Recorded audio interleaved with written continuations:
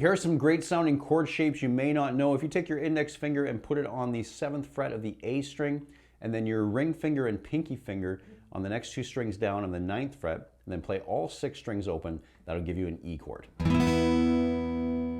Now you can take that shape, leave everything as it is, and just move your index finger down 1 fret to a D sharp note. And now you can take your middle finger, go up to the next string, and you can play this C sharp note. Now you're just going to rest this finger against that A string now so it doesn't ring out.